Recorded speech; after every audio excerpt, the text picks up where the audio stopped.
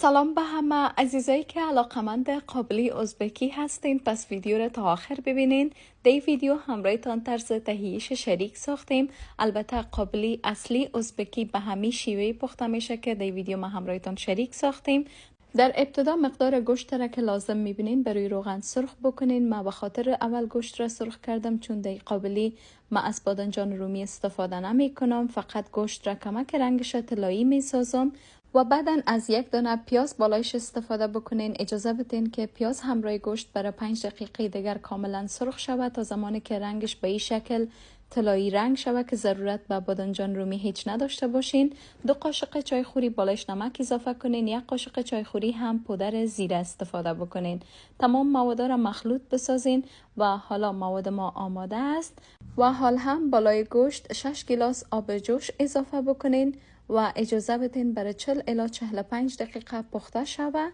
اگر میخواستین به داخل دیگه بخار پخته بکنین برای 20 دقیقه گوشت را بخار بدین. گوشت پخته میشه. بعدا شما میتونین که بالایش زردک خلال شده ای که دارین را اضافه بکنین. برای 30 دقیقه اجازه بدین پخته شود و بعد از اینکه زردک آماده شد بالایش کشمش را که مد نظر دارین اضافه بکنین و ایره هم برای 30 دقیقه دیگر تفت بدین.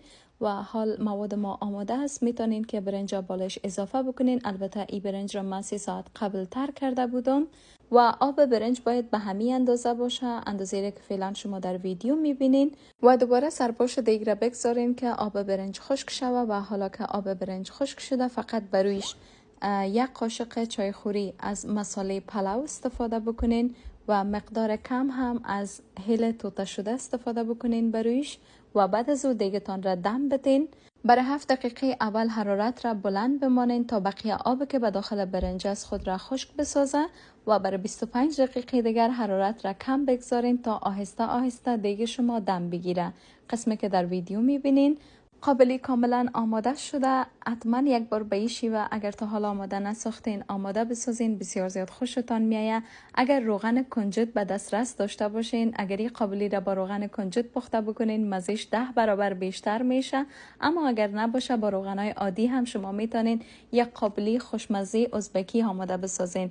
لطفاً ویدیو را لایک بکنین، امروی دوستای عزیزتان شیر بکنین و خواهش میکنم ازتان که پیج مرا فالو داشته باشین. منتظر نظریات مقبولتان هستم. حتما برام کامنت بگذارین که غذای بعدی را دوست دارین کدام غذا باشه. فعلا وقت خوب و خوش براتان میخوایم تا ویدیوی بعدی. الله حافظ.